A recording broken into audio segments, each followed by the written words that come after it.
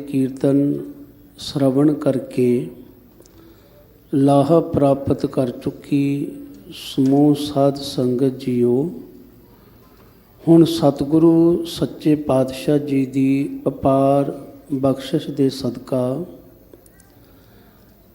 धुर की बाणी निरंकारी बाणी साहिब श्री गुरु ग्रंथ साहिब महाराज जी की लड़ीवार शब्द विचार आरंभ होने लगी है। आओ सतगुरु सच्चे पातशाह जी की ओट आसरा ते असीस प्राप्त करिए ताकि बख्शे हुए गुरवाक नूं शुद्ध और सुखैण विधि नाल समझ विचार के अपने अपने जीवन नूं गुरमत अनुसारी बना सकीए। इस वास्ते सरबत माई भाई बड़े ही प्यार अदब सत्कार दे सहित सतगुरां दी असीस जो चढ़दी कला दी प्रतीक भी है तिस फतेह दी सांझ करते हाँ जी। वाहिगुरु जी का खालसा वाहिगुरु जी की फतेह। सो आप वड पगड़ी हो जिन्हां ने सिंह साहिबान दी रसना तो तीसरे पातशाह गुरु अमरदास महाराज जी की उच्चारण की हुई बाणी विचों अमृत शब्दां दे मूल पाठ श्रवण कीते हन और ये गुरफुरमान श्री गुरु ग्रंथ साहिब महाराज जी के मुकद्दस अंग 428 के उपर शोभनीक है। इस शब्द के कुल 8 पदे हैं जिन्हां दे विचों कल 4 पदियां दी विचार हो चुकी है और रहंदे हुए 4 पदियां दी विचार सांझ करन दी कोशिश आपां अज दे दीवान अंदर करते हाँ। और सब तो पहला असी शब्द दे रहाऊ वाले पदे नूं जो सारे शब्द का केंद्री भाव है, इंज कह लीए जो सारे शब्द का मजबून है ते संगीत की दुनिया अंदर जिन्हां पावन पंक्तियां नूं सथाई वाली पंक्ति कह के सत्कारिया और गाया जाता है तिस नूं आपां थोड़ा जिहा विचारन की कोशिश करते हाँ। और सतगुरु सच्चे पातशाह जी मेहरामत वरताउंदियां होइयां किरपा करते ने कि अमृत सच्चा वरसदा गुरमुखां मुख पाए मन सदा हरि आवला सहजे हर गुण गाए रहाओ। और जो अमृत है क्योंकि जिंदगी पशुओं नूं भी प्यारी है पंछियों नूं भी प्यारी है ਜਾਂ कह सकते हैं कि जिंदगी हरेक नूं प्यारी है परंतु मनुख जिहड़ा है वो इस जिंदगी दे नाल वधेरे लगाव रखता है और वो कदे भी नहीं चाहता कि मैनू मौत आ जाए। इत्थों तक भी हुंदा है कि मनुख जाति दे अंदर मौत का बहुत वड्डा डर मन्निया जाता है। मौत आउणी तो बड़ी दूर की गल है, असी मौत का ना सुनन तो भी संकोच करते हैं। सुभाविक है परिवार के अंदर सज्जणा मित्रां समाज के अंदर जदों भी असी कदे मौत की गल करांगे तो साडे नाल स्नेह करन वाला साडे मूँह ते हत्थ रखेगा। इहो जिहियां गल्लां नहीं करीदियां, बच्चों के लागे मौत दीयां गल्लां नहीं करीदियां। जदों कि मनुख कोशिश करता है कि मैं मौत नूं भुलावां परंतु फिर मौत चेते आ ही जाती है। बेशक मरण मनो विसारिया फिर भी ये चेता आ ही जाता है और मनुख भुलाउण की कोशिश करता है। जिवें कि असी आम ये सुनते हाँ बिल्ली नूं वेख के कबूतर अखां मीट लैंदा है कि हुण मैनू बिल्ली दिसती नहीं मैं बच जावांगा, पर उन्होंने ये नहीं पता बिल्ली तो मैनू देख रही है। फिर बंदे ने सोचा इस मौत का मैनू कोई ना कोई हल लभना चाहिए है। ਕੋਈ ਐਸੀ ਦਾਤ ਮਿਲ ਜਾਵੇ ਜੋ ਅੰਮ੍ਰਿਤ ਹੋਵੇ, ਜੋ ਮੌਤ ਤੋਂ ਪਰੇ ਹੋਵੇ, ਜਿਸ ਨੂੰ ਮੌਤ ਨਾ ਆਉਂਦੀ ਹੋਵੇ, ਤੇ ਜੋ ਮੈਨੂੰ ਵੀ ਆਤਮਿਕ ਮੌਤੇ ਨਾ ਮਰਨ ਦੇਵੇ। ਉਸ ਦੀ ਤਲਾਸ਼ ਵਿੱਚ ਲੱਗਿਆ ਅੰਮ੍ਰਿਤ। ਔਰ ਕਿਧਰੇ ਇੰਨੇ ਪੁਰਾਣਕ ਗਥਾਵਾਂ ਵਿੱਚ ਅਸੀਂ ਪੜ੍ਹਦੇ ਸੁਣਦੇ ਹਾਂ, ਮਨੁੱਖ ਨੇ ਅੰਮ੍ਰਿਤ ਪਦਾਰਥ ਲੱਭਿਆ, ਪਰ ਇਹ ਅੰਮ੍ਰਿਤ ਪਦਾਰਥ ਵੀ ਕੁਝ ਸਵਾਰ ਨਾ ਸਕਿਆ। ਕਿਸੇ ਨੇ ਅੰਮ੍ਰਿਤ ਕਥਾ ਲਿਖ ਮਾਰੀ, ਔਰ ਕੁਝ ਲੋਕਾਂ ਨੇ ਯਤਨ ਵੀ ਕੀਤਾ, ਜਿਵੇਂ ਦੇਵਤਿਆਂ ਦੈਂਤਾਂ ਨੇ ਰਲ ਕੇ ਦੱਸਿਆ ਜਾਂਦਾ ਹੈ ਖੀਰ ਸਮੁੰਦਰ ਰਿੜਕਿਆ, ਉਹਦੇ ਵਿੱਚੋਂ ਜਿਹੜੇ 14 ਰਤਨ ਨਿਕਲੇ, ਉਹਨਾਂ ਵਿੱਚੋਂ ਇੱਕ ਅੰਮ੍ਰਿਤ ਵੀ ਸੀ। ਪਰ ਸੱਚ ਇਹ ਹੈ, ਅੰਮ੍ਰਿਤ ਉਦੋਂ ਵੀ ਕਿਸੇ ਦੇ ਹੱਥ ਵਿੱਚ ਨਹੀਂ ਆਇਆ।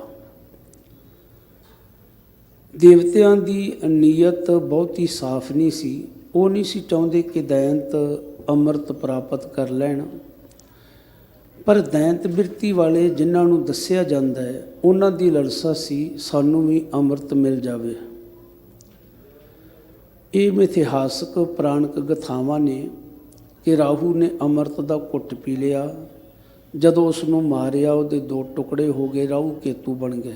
ਇਸ ਤਰ੍ਹਾਂ ਦਾ ਪ੍ਰਚਾਰ ਕੀਤਾ ਜਾਂਦਾ ਹੈ।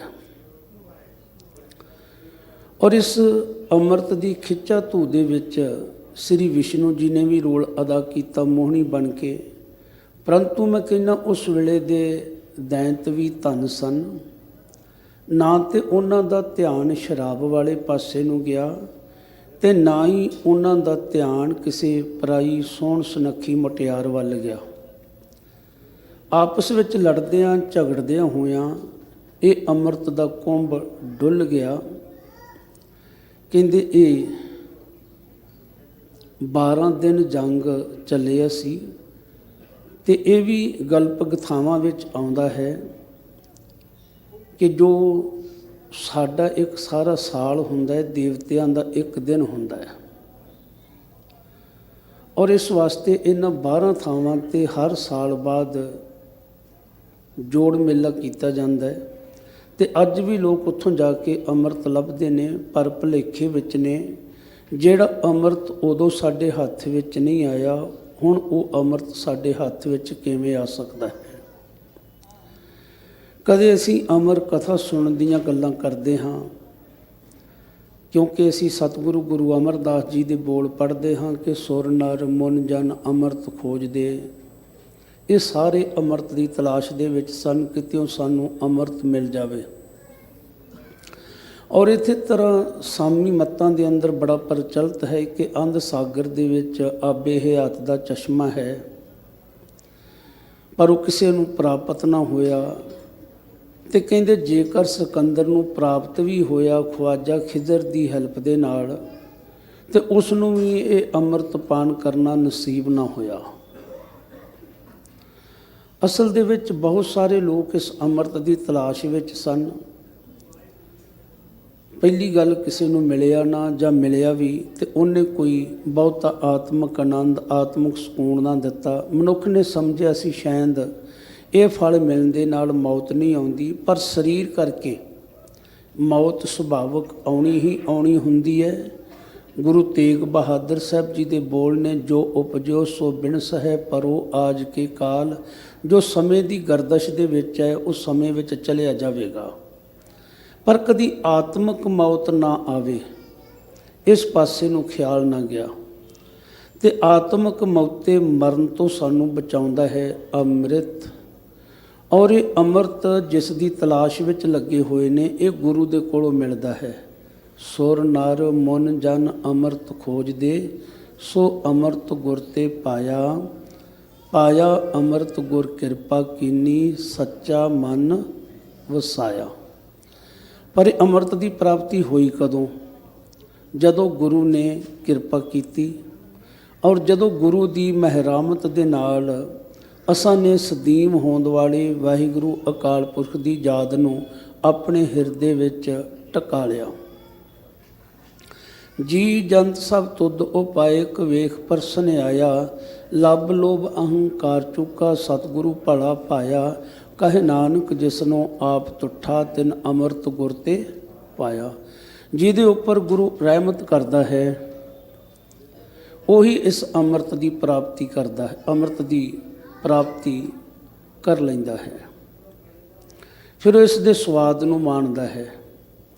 ਇਹਨੂੰ ਅਸੀਂ ਹੁਣ ਥੋੜ੍ਹਾ ਜਿਹਾ ਹੋਰ ਵਿਚਾਰ ਦੇ ਨਾਲ ਪੜ੍ਹਦੇ ਸਮਝਦੇ ਹਾਂ, ਕਿਉਂਕਿ ਸਾਡੇ ਕੋਲ ਇੰਨੀ ਬੁੱਧੀ ਜਾਂ ਸਾਡੇ ਕੋਲ ਇੰਨੀ ਲਿਆਕਤ ਨਹੀਂ ਹੈਗੀ ਕਿ ਅਸੀਂ ਅੰਮ੍ਰਿਤ ਦੀ ਡੈਫੀਨੇਸ਼ਨ ਜਿਹੜੀ ਹੈ ਉਹਨੂੰ ਪੂਰੇ ਸੂਰੇ ਰੂਪ ਵਿੱਚ ਬਿਆਨ ਕਰ ਸਕੀਏ।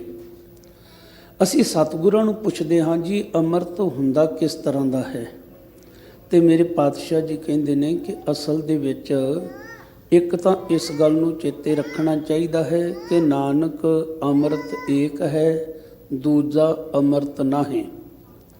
ਅੰਮ੍ਰਿਤ ਕੇਵਲ ਤੇ ਕੇਵਲ ਇੱਕ ਹੈ, ਦੂਜਾ ਨਹੀਂ ਹੋ ਸਕਦਾ। ਇੱਥੋਂ ਸਾਨੂੰ ਇਹ ਗੱਲ ਸਮਝ ਲੈਣੀ ਚਾਹੀਦੀ ਹੈ, ਜਿਵੇਂ ਅਸੀਂ ਕਿਸੇ ਬਾਬੇ ਕੋਲੋਂ ਪਾਣੀ ਦੇ ਉੱਪਰ ਫੂਕਾਂ ਮਰਾ ਲਈਏ ਉਹਨੂੰ ਵੀ ਅੰਮ੍ਰਿਤ ਕਹਿਣ ਲੱਗ ਪੈਂਦੇ ਹਾਂ। ਚਰਨ ਗੰਗਾ ਦਾ ਪਾਣੀ ਸਿਰਫ ਪੈਰ ਧੋਣ ਵਾਸਤੇ ਹੁੰਦਾ ਹੈ, ਅਸੀਂ ਅੰਧੀ ਸ਼ਰਧਾ ਵਸ ਉਹਨੂੰ ਵੀ ਅੰਮ੍ਰਿਤ ਕਹਿੰਦੇ ਹਾਂ। ਅਗਰ ਜੇ ਅਸੀਂ ਚਰਨ ਗੰਗਾ ਦੇ ਪਾਣੀ ਨੂੰ, ਬਾਬੇ ਦੀਆਂ ਮਾਰੀਆਂ ਹੋਈਆਂ ਫੂਕਾਂ ਵਾਲੇ ਪਾਣੀ ਨੂੰ ਅੰਮ੍ਰਿਤ ਕਹਿੰਦੇ ਹਾਂ ਤੇ ਇਹ ਅੰਮ੍ਰਿਤ ਦੀ ਤੋਹੀਨ ਹੈ। ਕਿਉਂਕਿ ਅੰਮ੍ਰਿਤ ਹੈ ਕਿ ਇਹ ਅੰਮ੍ਰਿਤ ਬਾਣੀ ਹਰ ਹਰ ਤੇਰੀ, ਸੁਣ ਸੁਣ ਹੋਵੇ ਪਰਮਗਤ ਮੇਰੀ। ਅਸੀਂ ਇਸ ਅੰਮ੍ਰਿਤ ਦੀ ਤਲਾਸ਼ ਦੇ ਵਿੱਚ ਗੁਰੂ ਦੇ ਹਜ਼ੂਰ ਜਾਂਦੇ ਹਾਂ ਤੇ ਗੁਰੂ ਕੇ 5 ਪਿਆਰੇ ਸਾਹਿਬਾਨ 5 ਬਾਣੀਆਂ ਦਾ ਪਾਠ ਕਰਕੇ ਇਹ ਜੋ ਸਾਨੂੰ ਖੰਡੇ ਦੀ ਪੌੜ ਦੇ ਕੇ ਨਿਵਾਜਦੇ ਨੇ, ਜੋ ਸਾਨੂੰ ਜੀਵਨ ਜਾਂਚ ਦੱਸਦਿਆਂ ਹੋਇਆਂ ਗੁਰਮਤਿ ਦੇ ਵਿੱਚੋਂ ਸੇਧ ਦਿੰਦੇ ਨੇ, ਸਾਨੂੰ ਬਾਣੀ ਤੇ ਬਾਣੇ ਦੇ ਧਾਰਨੀ ਬਣਨ ਲਈ ਪ੍ਰੇਰਿਤ ਕਰਦੇ ਨੇ, ਅਸੀਂ ਬੜੇ ਅਦਬ ਦੇ ਨਾਲ ਉਸ ਨੂੰ ਅੰਮ੍ਰਿਤ ਕਹਿੰਦੇ ਹਾਂ। ਮੈਂ ਦੁਬਾਰਾ ਫਿਰ ਰਿਪੀਟ ਕਰ ਦੇਵਾਂ, ਅਗਰ ਕਿਸੇ ਬਾਬੇ ਦੇ ਫੂਕਾਂ ਮਾਰਨ ਵਾਲੇ ਪਾਣੀ ਨੂੰ ਅਸੀਂ ਅੰਮ੍ਰਿਤ ਕਹਾਂਗੇ, ਚਰਨ ਕੁੰਡ ਦੇ ਪਾਣੀ ਨੂੰ ਅੰਮ੍ਰਿਤ ਕਹਾਂਗੇ, ਤੇ ਉਸ ਅੰਮ੍ਰਿਤ ਦੀ ਤੋਹੀਨ ਹੈ ਜੋ ਸਾਨੂੰ ਗੁਰੂ ਦੀ ਹਜ਼ੂਰੀ ਵਿੱਚ ਗੁਰੂ ਕੇ 5 ਪਿਆਰੇ ਸਾਹਿਬਾਨ ਦੇ ਪਾਸੋਂ ਪ੍ਰਾਪਤ ਹੁੰਦਾ ਹੈ। ਅੰਮ੍ਰਿਤ ਬਾਣੀ ਹਰ ਹਰ ਤੇਰੀ, ਸੁਣ ਸੁਣ ਹੋਵੇ ਪਰਮਗਤ ਮੇਰੀ। ਜਿਹੇ ਬਹੁਤ ਸਾਰੇ ਪ੍ਰਮਾਣ ਨੇ ਗੁਰਬਾਣੀ ਦੇ ਜਿਹੜੇ ਸਾਨੂੰ ਦੱਸਦੇ ਨੇ ਕਿ ਅਸਲ ਦੇ ਵਿੱਚ ਅੰਮ੍ਰਿਤ ਹੈ ਕੀ ਹੈ। ਅੰਮ੍ਰਿਤ ਹੈ ਗੁਰੂ ਦਾ ਸ਼ਬਦ। ਬਾਣੀ ਗੁਰੂ, ਗੁਰੂ ਹੈ ਬਾਣੀ, ਵਿੱਚ ਬਾਣੀ ਅੰਮ੍ਰਿਤ ਸਾਰੇ।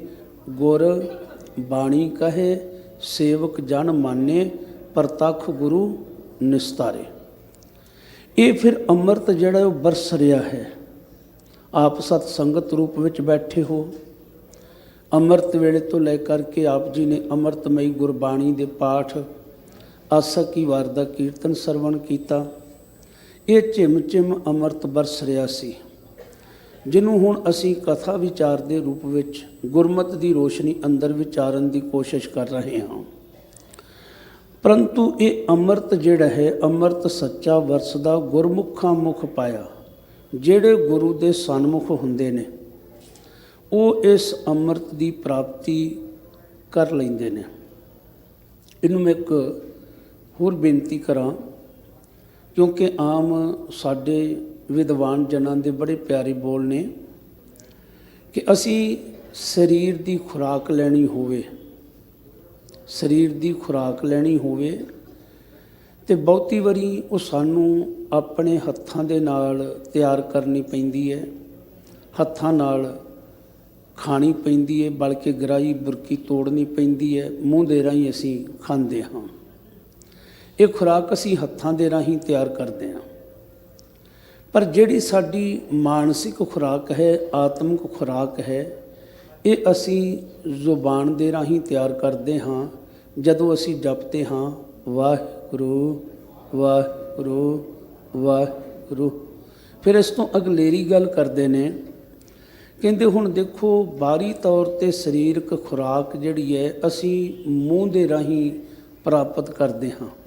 ਵਾਹਿਗੁਰੂ ਕਿਰਪਾ ਕਰੇ ਹਰੇਕ ਨੂੰ ਸਰੀਰਕ ਤੰਦਰੁਸਤੀ ਦੇਵੇ, ਅਗਰ ਕੋਈ ਵਿਅਕਤੀ ਸਰੀਰਕ ਤੌਰ ਤੇ ਅਜਿਹੀ ਬਿਮਾਰੀ ਦਾ ਪੀੜਤ ਹੋ ਜਾਵੇ ਤੇ ਉਸ ਨੂੰ ਦਵਾਈਆਂ ਟੀਕਿਆਂ ਦੇ ਰਾਹੀਂ ਵੀ ਖੁਰਾਕ ਦਿੱਤੀ ਜਾਂਦੀ ਹੈ, ਕਿਉਂਕਿ ਮੈਂ ਦੂਜਾ ਪੱਖ ਵੀ ਸਾਂਝਾ ਕਰ ਦਵਾਂ। ਪਰ ਜਿਹੜੀ ਆਤਮਿਕ ਖੁਰਾਕ ਹੈ ਉਹ ਸਾਨੂੰ ਸਾਡੇ ਕੰਨਾਂ ਦੇ ਰਾਹੀਂ ਪ੍ਰਾਪਤ ਕਰਨੀ ਪੈਂਦੀ ਹੈ, ਕੰਨਾਂ ਦੇ ਰਾਹੀਂ ਸਾਨੂੰ ਛਕਣੀ ਪੈਂਦੀ ਹੈ। ਹੁਣ ਜਿਵੇਂ ਜਿਵੇਂ ਗੁਰੂ ਦੀ ਅੰਮ੍ਰਿਤਮਈ ਬਾਣੀ ਦਾ ਪਾਠ, ਕੀਰਤਨ, ਕਥਾ, ਵਿਖਿਆਨ ਹੁੰਦੀ ਹੈ, ਅਸੀਂ ਆਪਣੇ ਕੰਨਾਂ ਦੇ ਡੂਨਿਆਂ ਦੇ ਰਾਹੀਂ ਭਰ ਭਰ ਕੇ ਉਸ ਨੂੰ ਛਕਦੇ ਹਾਂ।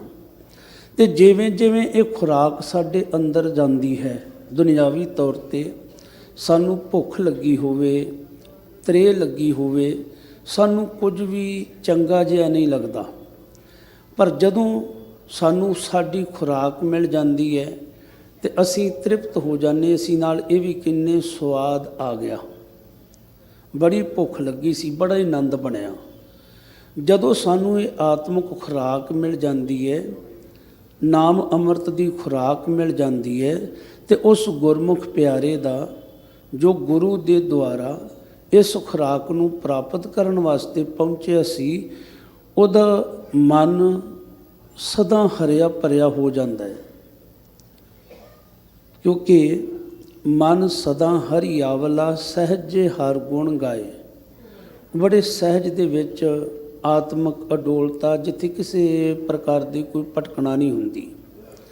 ਜਦੋਂ ਉੱਥੇ ਬੜੇ ਪਿਆਰ ਦੇ ਨਾਲ ਵਾਹਿਗੁਰੂ ਅਕਾਲ ਪੁਰਖ ਦੇ ਗੁਣਾਂ ਨੂੰ ਗਾਉਂਦਾ ਹੈ ਤੇ ਉਸ ਦਾ ਹਿਰਦਾ ਜਿਹੜਾ ਹੈ ਉਹ ਵਿਗਾਸ ਵਿੱਚ ਆ ਜਾਂਦਾ ਹੈ, ਖੇੜੀ ਵਿੱਚ ਆ ਜਾਂਦਾ ਹੈ। ਅਸੀਂ ਜਪਜੀ ਸਾਹਿਬ ਜੀ ਦੀ ਬਾਣੀ ਪੜ੍ਹਦੇ ਹਾਂ, ਨਾਨਕ ਭਗਤਾਂ ਸਦਾ ਵਿਗਾਸ, ਸੁਣਿਐ ਦੁਖ ਪਾਪ ਕਾ ਨਾਸ। ਇੱਕ ਤੇ ਇਸ ਗੱਲ ਨੂੰ ਜ਼ਰੂਰ ਆਪਣੇ ਚੈਨ ਵਿੱਚ ਰੱਖਣਾ, ਕਿਉਂਕਿ ਗੁਰਬਾਣੀ ਪੜ੍ਹਨੀ ਤੁਹਾਡੇ, ਮੇਰੇ, ਆਪਾਂ ਸਾਰਿਆਂ ਲਈ ਜ਼ਰੂਰੀ ਹੈ।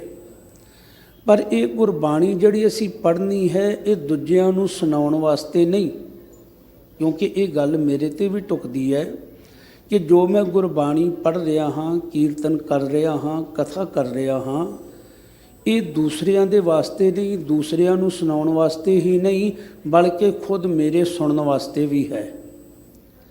ਇਸ ਵਾਸਤੇ ਜਦੋਂ ਵੀ ਅਸੀਂ ਗੁਰਬਾਣੀ ਨੂੰ ਪੜ੍ਹਨਾ ਹੈ, ਉਸ ਨੂੰ ਨਾਲ ਨਾਲ ਸੁਣਨਾ ਵੀ ਹੈ, ਸਮਝਣਾ ਵੀ ਹੈ, ਇਸ ਗੱਲ ਨੂੰ ਲੈ ਕੇ ਕਿ ਇਹ ਗੁਰੂ ਦੇ ਬੋਲ ਮੇਰੇ ਵਾਸਤੇ ਵੀ ਹਨ। ਹੁਣ ਜਿਨ੍ਹਾਂ ਨੇ ਇਸ ਤਰ੍ਹਾਂ ਦੀ ਵਿਚਾਰਧਾਰਾ ਨੂੰ ਅਪਣਾ ਲਿਆ, ਭਾਈ ਉਹਨਾਂ ਦੇ ਜੀਵਨ ਦੇ ਅੰਦਰ ਇੱਕ ਖੇੜਾ ਬਣ ਗਿਆ, ਜਿਨ੍ਹਾਂ ਪਿਰ ਰਾਵਿਆ ਆਪਣਾ ਤਿਨਾਂ ਵਿਟੋਂ ਬਲ ਜਾਉ। ਇਹ ਸ਼ਬਦ ਦਾ ਪੰਜਵਾਂ ਪਦਾ ਹੈ। ਤੇ ਗੁਰੂ ਅਮਰਦਾਸ ਮਹਾਰਾਜ ਕਿਰਪਾ ਦੇ ਘਰ ਵਿੱਚ ਆਣ ਕੇ ਸਮਝਾਉਂਦੇ ਨੇ ਕਿ ਇਹ ਭਾਈ ਜਿਹੜੇ ਜਗਿਆਸੂ ਨੇ, ਜਿਹੜੇ ਸਤਿਪੁਰਖ ਨੇ, ਸਤਸੰਗੀ ਰੂਹਾਂ ਨੇ, ਉਹ ਸਦਕੇ ਜਾਂਦੇ ਨੇ ਉਹਨਾਂ ਤੋਂ ਜਿਨ੍ਹਾਂ ਨੇ ਆਪਣੇ ਮਾਲਕ ਦੇ ਪਿਆਰ ਰੰਗ ਨੂੰ ਮਾਣਿਆ ਹੁੰਦਾ ਹੈ। ਕਥਾ ਤੋਂ ਪਹਿਲਾਂ ਹੀ ਜਦੋਂ ਮੈਂ ਆਪ ਜੀ ਦੀ ਸੇਵਾ ਵਿੱਚ ਬੈਠਣ ਲੱਗਾ ਸੀ, ਭਾਈ ਸਾਹਿਬ ਹੋਰਾਂ ਦਾ ਹੁਕਮ ਹੋਇਆ ਸੀ ਕਿ ਜਿਸ ਅਸਥਾਨ 'ਤੇ ਆਪ ਜੀ ਸੇਵਾ ਨਿਭਾ ਰਹੇ ਹੋ,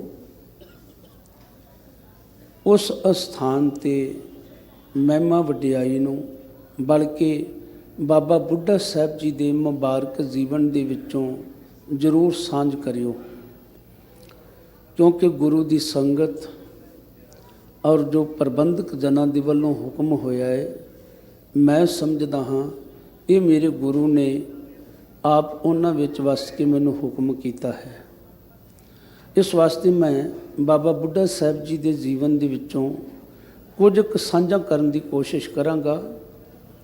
ਮੈਂ ਆਰੰਭ ਦੇ ਵਿੱਚ ਕਰਜ਼ ਕਰ ਦੇਵਾਂ ਗੁਰਮੁਖੋ, 2005 ਦੇ ਵਿੱਚ ਵਾਹਿਗੁਰੂ ਨੇ ਕਿਰਪਾ ਕੀਤੀ, ਮੈਨੂੰ ਬਾਬਾ ਬੁੱਢਾ ਸਾਹਿਬ ਜੀ ਦੇ ਜੀਵਨ 'ਤੇ ਪੁਸਤਕ ਲਿਖਣ ਦਾ ਅਵਸਰ ਦੇ ਕੇ ਨਵਾਜਿਆ। ਪਰ ਕੁਝ ਕੁ ਸਾਲਾਂ ਬਾਅਦ ਮੈਨੂੰ ਇੰਝ ਲੱਗਣ ਲੱਗ ਪਿਆ ਅਜੇ ਬਹੁਤ ਕੁਝ ਰਹਿ ਗਿਆ ਹੈ, ਔਰ 15 ਦੇ ਵਿੱਚ दूसरी एडिशन लिखी तत्थां दे आधार ते स्रोतां दे हवाले दे के, पर हुण फिर इंज लगन लग पिया अजे भी बहुत कुछ रह गया। ये मैं तां बेनती कीती है, अजिहियां रूहां जिहड़ियां हुंदियां ने बाबा बुढ़ा साहब जी वर्गियां, बाबा बिधि चंद जी, बाबा दीप सिंह जी आदि, इन्हां दे मुकम्मल जीवन नूं ना तो कोई लिखारी बयान कर सकता है ते ना कोई वक्ता बल्कि कथावाचक प्रचारक। ये गल मैं नहीं कह रहा, मेरे सतगुरां दी बाणी दा फरमान है जपजी साहब जी दे अंदर, मन्ने की गत कही ना जाए, जे को कहे पीछे पछताए। इस वास्ते मैं कोशिश करता हाँ, क्योंकि बाबा बुढ़ा साहब जी दे अंदरूनी जीवन नूं बयान करना तो मेरे लिए असंभव है ही है, पर उन्हां दा बहरूनी जीवन बयान करना भी मेरे वास्ते कोई सुखाला नहीं है। कोशिश करते हाँ असी उन्हां दे जीवन चों कुछ समझिए, क्योंकि गुरु अमरदास महाराज कहते ने, जिन्ना पिर राविया अपना तिन्हां विटों बल जाऊँ। जिन्हां ने अपने प्रीतम प्यारे नूं राविया है, मैं उन्हां तो सदके जाना। गुरमुखो जदों असी बाबा बुढ़ा साहब जी के पिछोकड़ नूं पढ़ते सुनते वाचते हाँ, तो बाबा बुढ़ा साहब जी का जन्म जिला अंमृतसर की उत्तर की बाई वाले पासे 18 किलोमीटर की विथ ते नगर है कत्थू नंगल। इस कत्थू नंगल के वसनीक सन भाई सुग्गा रंधावा जी, जिन्हां दे गृह विखे सन्मानयोग माता गौरां की कुख तो सन 1506 दे विच एक होनहार बाल ने जन्म लिया और मापिया ने इस नव जन्मे बाल का नाम बूढ़ा रखिया सी। अजे बाबा बुढ़ा जी की आजू 5 साल की सी जदों इन्हां दे सन्मानयोग पिता भाई सुग्गा जी कत्थू नंगल तो रावी दरिया के कंढे जा वसे। उस वेले कोई नगर नहीं सी हुंदा। रहो विचार मैं थोड़ी जी बेनती कर देवां। फिर जिथे अज रामदास नाम का कस्बा घुग वस रहा है, इत्थे सब तो पहला बाबा बुढ़ा साहब जी की वंश दे विचों बाबा बुढ़ा साहब जी के चौथे पुत्र जां इंज कह लीए छोटे पुत्र भाई भाना जी ने नगर वसाया सी, ते इहदा नां रखिया सी तलवंडी भाना, गुरु नानक साहब की रहमत नाल। फिर बाबा बुढ़ा साहब जी के पड़पोते हुए ने भाई झंडा जी। उस वेले ये पिंड का नाम पै गया सी झंडा रामदासपुर। उदों गुरु नानक की गद्दी ते गुरु रामदास जी शोभनीक सन। फिर महाराजा रणजीत सिंह के राज तक ये रियासत हुंदी सी झंडा रामदासपुर। फिर हौली हौली ਇਹਦਾ ਝੰਡਾ रामदासपुर नाम बदल के केवल रामदास रह गया। अज इसनूं रमदास आख्या जाता है। और इस स्थान ते बाबा बुढ़ा जी अपने छोटे छोटे हत्थां दे नाल अपने माँ बाप दे नाल घर बार का काम काज करवाउंदे ने, अथाह दा प्यार प्राप्त करते हैं। जदों थोड़ी जी सुरत नूं संभलते हैं, अपने पिता दे पासों लंडे टाकरा भाषा जिहड़ी सी, क्योंकि असीं लंडे टाकरियां दी गल करते हैं, ये भाषा का अध्ययन जिहड़ा सी बाबा बुढ़ा जी ने अपने पिता जी के पासों कीता सी। और सियाणे हाणियां दे नाल पशु चारण वास्ते जांदे ने। जदों इन्हां दा पहला मिलाप गुरु नानक साहब नाल हुंदा है सन 1518 दे विच, उदों 12 साल की उम्र सी बाबा बुढ़ा जी की। क्योंकि कुछ साडे विद्वानां ने बाबा बुढ़ा जी का मिलाप कत्थू नंगल ही लिखिया होया है, परंतु मैं श्रोमणी गुरुद्वारा प्रबंधक कमेटी वालों प्रकाशित सिख इतिहास भाग दूजा के हवाले नाल कहंदा हाँ कि बाबा बुढ़ा जी का मिलाप गुरु नानक साहब जी के नाल रमदास नगर की बाहरली जू विच ही होया सी। एक पुस्तक होर है, क्योंकि बाबा बुढ़ा साहब जी की 10 पीढ़ियां तक इतिहास मिलता है। जदों ये गद्दी महंतां दे कोल चलेगी, महंत राघोदास इन्हें बाद विच अमृत छक लिया सी। इहदा नाम पै गया सी सरदार रघबीर सिंह। ये जिला मजिस्ट्रेट भी रहा है। ਔਰ ਇਹਨੇ ਇੱਕ ਸਰਦਾਰ ਮੰਗਲ ਸਿੰਘ ਮਾਮੂਪੁਰੀ ਤੋਂ ਪੁਸਤਕ ਲਿਖਵਾਈ ਸੀ, ਜਨਮ ਸਾਖੀ ਬਾਬਾ ਬੁੱਢਾ ਜੀ। ਉਸ ਦੇ ਅੰਦਰ ਵੀ ਅੰਕਿਤ ਹੈ ਕਿ ਜਿੱਥੇ ਬਾਬਾ ਬੁੱਢਾ ਸਾਹਿਬ ਜੀ ਦਾ ਅੰਤਮ ਸੰਸਕਾਰ ਹੋਇਆ, ਇਸ ਅਸਥਾਨ 'ਤੇ ਉਹਨਾਂ ਦਾ ਮਿਲਾਪ ਗੁਰੂ ਨਾਨਕ ਸਾਹਿਬ ਨਾਲ ਹੋਇਆ। ਸੋ ਖੈਰ, ਗੁਰੂ ਨਾਨਕ ਸਾਹਿਬ ਮਹਾਰਾਜ ਜੀ ਦੀ ਸੰਗਤ ਕਰਕੇ ਬਾਬਾ ਬੁੱਢਾ ਜੀ ਨੇ, ਕਿਉਂਕਿ ਅਸੀਂ ਬੜੇ ਪਿਆਰ ਨਾਲ ਇਸ ਕਥਾ ਨੂੰ ਸੁਣਦੇ ਹਾਂ, ਕਿੱਡੇ ਅਦਬ ਦੇ ਨਾਲ ਗੁਰੂ ਜੀ ਨੂੰ ਕਹਿਣਾ ਕਿ ਪਾਤਸ਼ਾਹ ਜੀ ਤੁਸੀਂ ਕਿਰਪਾ ਕਰੋ। ਭਾਈ ਸਾਹਿਬ ਭਾਈ ਵੀਰ ਸਿੰਘ ਨੇ ਬੜਾ ਸੁੰਦਰ ਨਕਸ਼ਾ ਖਿੱਚਿਆ। ਕਹਿੰਦੇ ਜਦੋਂ ਪਹਿਲਾ ਮਿਲਾਪ ਹੋਇਆ ਗੁਰੂ ਨਾਨਕ ਸਾਹਿਬ ਜੀ ਦੇ ਨਾਲ ਹਾਣੀਆਂ ਦੇ ਸਹਿਤ, ਤੇ ਗੁਰੂ ਨਾਨਕ ਸਾਹਿਬ ਨੇ ਪੁੱਛਿਆ, ਕਾਕਾ ਤੇਰਾ ਨਾਮ ਕੀ ਹੈ? ਸਾਰੇ ਹਾਣੀ ਚੁੱਪ ਸੀ। ਬਾਬਾ ਬੁੱਢਾ ਜੀ ਕਹਿੰਦੇ, ਜੀ ਮੇਰਾ ਨਾਮ ਬੂੜਾ ਹੈ। ਪੁੱਛਣ ਤੇ ਦੱਸਿਆ ਕਿ ਮੇਰੇ ਪਿਤਾ ਦਾ ਨਾਮ ਭਾਈ ਸੁੱਗਾ ਜੀ ਹੈ। ਹੁਣ ਗੁਰੂ ਨਾਨਕ ਕਹਿਣ ਲੱਗੇ, ਜਾਓ ਆਪਣੇ ਮਾਲ ਨੂੰ ਸੰਭਾਲੋ। ਸਾਰੇ ਸਾਥੀ ਤੁਰ ਪਏ। ਭਾਈ ਮਰਦਾਨਾ ਜੀ ਨੇ ਕਿਹਾ ਸੀ ਗੁਰੂ ਨਾਨਕ ਸਾਹਿਬ ਜੀ ਨੂੰ, ਤੁਸਾਂ ਨੇ ਇਸ ਬਾਲਕ ਦੇ ਉੱਪਰ ਬੜੀ ਕਿਰਪਾ ਕੀਤੀ ਹੈ ਪਿਆਰ ਦੀਆਂ ਗੱਲਾਂ ਕਰਕੇ। ਤਾਂ ਗੁਰੂ ਨਾਨਕ ਨੇ ਕਿਹਾ ਸੀ, ਮਰਦਾਨਾ ਇਸ ਬੱਚੇ ਦੇ ਕੋਲ ਦੀਵਾ ਬੱਤੀ ਤੇਲ ਹੈ, ਸਿਰਫ ਇਸ ਨੂੰ ਜਗਾਉਣ ਦੀ ਜ਼ਰੂਰਤ ਹੈ। ਪਾਤਸ਼ਾਹ ਮੈਂ ਸਮਝਿਆ ਨਹੀਂ ਕਿ ਅਸੀਂ ਇਹਦੇ ਕੋਲ ਸ਼ੁੱਧ ਹਿਰਦਾ ਦੀਵਾ ਹੈ, ਇਹਦੇ ਮਨ ਦੇ ਅੰਦਰ ਬੈਰਾਗ ਜਿਹੜਾ ਹੈ ਉਹ ਤੇਲ ਹੈ, ਇਹਦੀ ਉੱਚੀ ਸੁੱਚੀ ਸੁਰਤ ਜਿਹੜੀ ਉਹ ਬੱਤੀ ਹੈ, ਸਿਰਫ ਇਹਨੂੰ ਗਿਆਨ ਦੀ ਚਿੰਨ੍ਹ ਦੇਣ ਦੀ ਜ਼ਰੂਰਤ ਹੈ। ਇੱਕ ਦਿਨ ਆਵੇਗਾ ਇਸ ਦਾ ਚਾਨਣ ਜਿਹੜਾ ਸਮੁੱਚੀ ਮਾਨਵਤਾ ਦੇ ਵਿੱਚ ਹੋਵੇਗਾ। ਸੋ ਭਾਈ ਸਾਹਿਬ ਭਾਈ ਵੀਰ ਸਿੰਘ ਜੀ ਕਹਿੰਦੇ ਨੇ, ਸਾਰੇ ਹਾਣੀ ਤੁਰ ਪਏ। ਬਾਬਾ ਬੁੱਢਾ ਜੀ ਦਾ ਮਨ ਨਹੀਂ ਸੀ ਕਰਦਾ ਕਿ ਮੈਂ ਇਸ ਰੱਬੀ ਰੂਹ ਤੋਂ ਦੂਰ ਹੋਵਾਂ। ਭਾਵੇਂ ਕਿ ਗੁਰੂ ਨਾਨਕ ਸਾਹਿਬ ਨੇ ਤਨ ਦੇ ਉੱਪਰ ਕੋਈ ਵੱਖਰਾ ਜਿਹਾ ਲਿਬਾਸ ਧਾਰਨ ਨਹੀਂ ਕੀਤਾ, ਪਰੰਤੂ ਉਹਨਾਂ ਦੇ ਰੂਹਾਨੀਅਤ ਚਿਹਰੇ ਤੇ ਉਹਨਾਂ ਦੇ ਬੋਲਾਂ ਤੋਂ ਪ੍ਰਤੀਤ ਹੁੰਦਾ ਸੀ ਇਹ ਜ਼ਰੂਰ ਗੁਰੂ ਨਾਨਕ ਸਾਹਿਬ ਜੀ ਹੋਣਗੇ, ਜਿਨ੍ਹਾਂ ਦੀ ਵਡਿਆਈ ਮੇਰੇ ਪਿਤਾ ਜੀ ਔਰ ਮੇਰੇ ਮਾਤਾ ਜੀ ਕਰਦੇ ਨੇ। ਕਹਿੰਦੇ ਫਿਰ ਤੁਰੰਤ ਉਤਰਿਆ ਖੂਹੇ ਅੰਦਰ, ਟਿੰਡ ਖੋਲ ਇੱਕ ਲਿਆਇਆ, ਰੱਖੀ ਉਹ ਸੰਭਾਲ ਪਾਸ ਹੀ, ਫਿਰ ਇੱਕ ਗਊ ਲਿਆਇਆ। ਇੱਕ ਫਿਰ ਖੂਹ ਦੇ ਨਾਲ, ਮੈਂ ਸ਼ਾਇਦ ਪਿਛਲੀ ਵਾਰ ਅਰਜ਼ ਕੀਤੀ ਸੀ, ਦੁਬਾਰਾ ਦੁਹਰਾਉਣ ਦੀ ਗੁਸਤਾਖੀ ਚਾਹਾਂਗਾ, ਜਿਸ ਦਾ ਆਕਾਰ ਗੁਲਾਈ ਵਿੱਚ ਘੱਟ ਤੇ ਡੂੰਘਾਈ ਵੱਧ ਹੋਵੇ ਉਹਨੂੰ ਖੂਹੀ ਕਹਿੰਦੇ ਨੇ, ਜਿਹਦਾ ਆਕਾਰ ਵੀ ਵੱਡਾ ਹੋਵੇ ਡੂੰਘਾਈ ਵੀ ਵੱਧ ਹੋਵੇ ਉਹਨੂੰ ਖੂਹ ਕਹਿੰਦੇ ਨੇ, ਜਿਹੜੇ ਖੂਹ ਦੇ ਵਿੱਚ ਉਤਰਨ ਵਾਸਤੇ ਪੌੜੀਆਂ ਹੋਣ ਉਹਨੂੰ ਬੌਲੀ ਕਹਿੰਦੇ ਨੇ, ਤੇ ਜਿਹੜੇ ਖੂਹ ਦੇ ਉੱਪਰ ਮਾਲਾਂ ਪਾ ਕੇ ਚਲਾਈਆਂ ਜਾਣ ਉਹਨੂੰ ਹਰਟ ਆਖਿਆ ਜਾਂਦਾ ਹੈ। ਹੁਣ ਬਾਬਾ ਬੁੱਢਾ ਜੀ ਨੇ ਉਸ ਹਰਟ ਦੀ ਮਾਲ ਤੋਂ ਇੱਕ ਟਿੰਡ ਖੋਲ੍ਹੀ, ਇੱਕ ਲਵੇਰੀ ਗਊ ਦਾ ਦੁੱਧ ਚੋਇਆ ਤੇ ਲਿਆਣ ਕੇ ਗੁਰੂ ਨਾਨਕ ਸਾਹਿਬ ਜੀ ਦੇ ਚਰਨਾਂ ਵਿੱਚ ਭੇਟ ਕਰ ਦਿੱਤਾ। ਸਤਿਗੁਰਾਂ ਦੇ ਨੈਣ ਮੁੰਦੇ ਹੋਏ ਨੇ, ਔਰ ਫਿਰ ਹੌਲੀ ਜੀ ਉਹਨਾਂ ਦੇ ਹੋਠਾਂ ਦੇ ਵਿੱਚੋਂ ਆਵਾਜ਼ ਨਿਕਲਦੀ ਹੈ। ਜਦੋਂ ਇਹ ਆਵਾਜ਼ ਨਿਕਲਦੀ ਹੈ ਕਿ ਹੇ ਬਾਲਕ ਕੀ ਚਾਹੇ ਸਾਥੋਂ, ਕੀ ਵਸਤ ਤੂੰ ਟੋਲੇ, ਉਸ ਵੇਲੇ ਬਾਬਾ ਬੁੱਢਾ ਜੀ ਨੇ ਸਿੱਖੀ ਦੀ ਦਾਤ ਮੰਗੀ ਸੀ। ਤੇ ਜਦੋਂ ਖਿਆਲ ਆਇਆ ਕਿ ਇਹ ਸਿੱਖੀ ਦੀ ਦਾਤ ਮੇਰੇ ਜੀਵਨ ਨੂੰ ਸਵਾਰ ਸਕਦੀ ਹੈ, ਤੇ ਗੁਰੂ ਨਾਨਕ ਨੇ ਕਿਹਾ ਸੀ ਇਹ ਤੇਰੇ ਮਨ 'ਚ ਖਿਆਲ ਕਿਵੇਂ ਆਇਆ।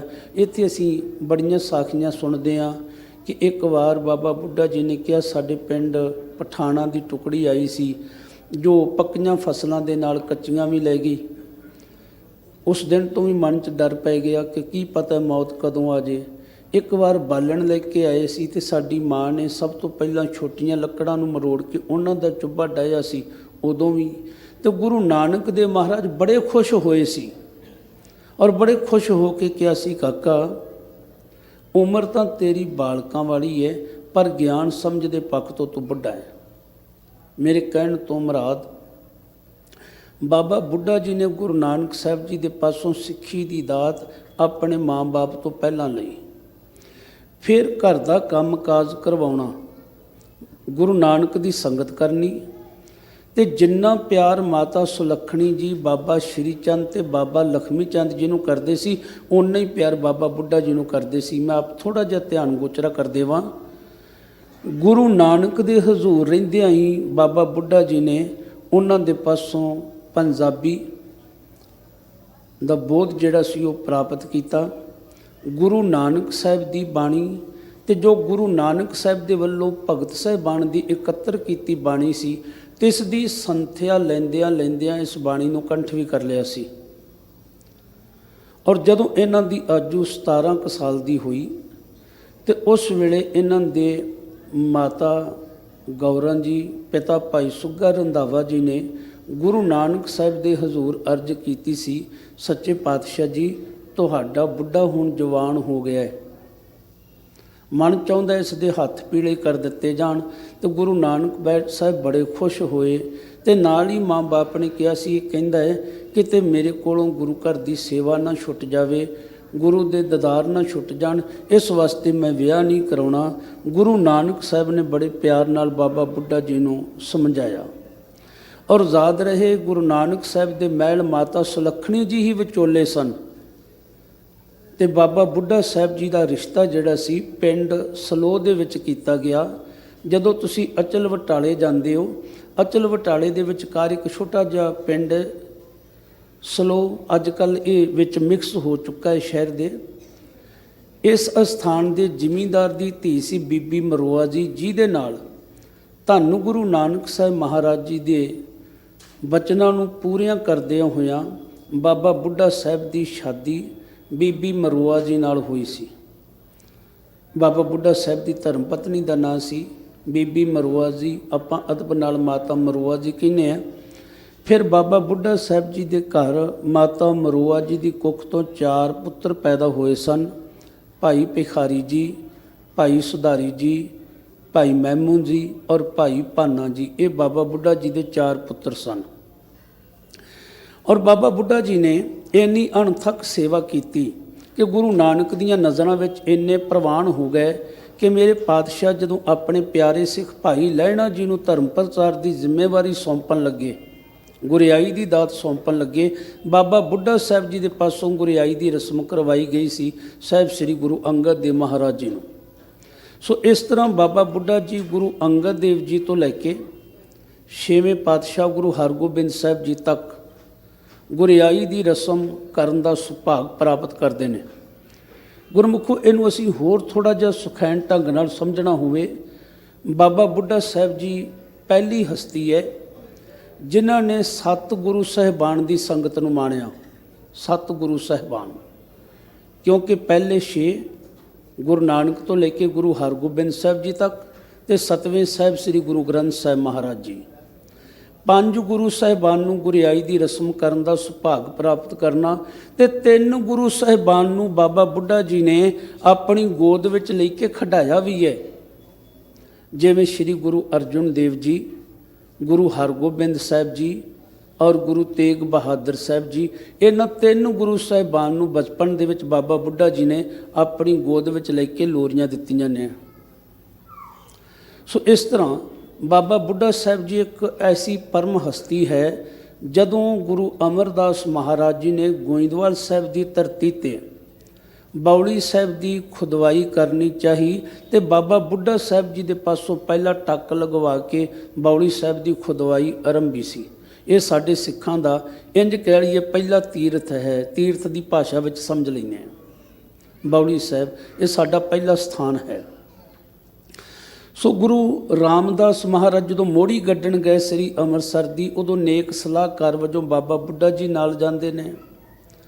ਔਰ ਇਸੇ ਤਰ੍ਹਾਂ ਜਦੋਂ ਸਾਡੇ 5ਵੇਂ ਨਾਨਕ ਸਾਹਿਬ ਸ੍ਰੀ ਗੁਰੂ ਅਰਜਨ ਦੇਵ ਮਹਾਰਾਜ ਸੱਚਖੰਡ ਸ੍ਰੀ ਦਰਬਾਰ ਸਾਹਿਬ ਅੰਮ੍ਰਿਤਸਰ, ਕਿਉਂਕਿ ਇਸ ਅਸਥਾਨ 'ਤੇ ਪਾਵਨ ਸਰੋਵਰ ਦੀ ਖੁਦਾਈ ਪਕਾਈ ਤੋਂ ਬਾਅਦ ਜਦੋਂ ਇਹ ਸੁੰਦਰ ਇਮਾਰਤ ਨੂੰ ਤਿਆਰ ਕਰਨ ਲੱਗਦੇ ਨੇ ਤੇ ਕਵੀ ਸੰਤੋਖ ਸਿੰਘ ਜੀ ਦੇ ਮੁਤਾਬਕ ਬਾਬਾ ਬੁੱਢਾ ਜੀ ਅਰਦਾਸ ਕਰਦੇ ਨੇ।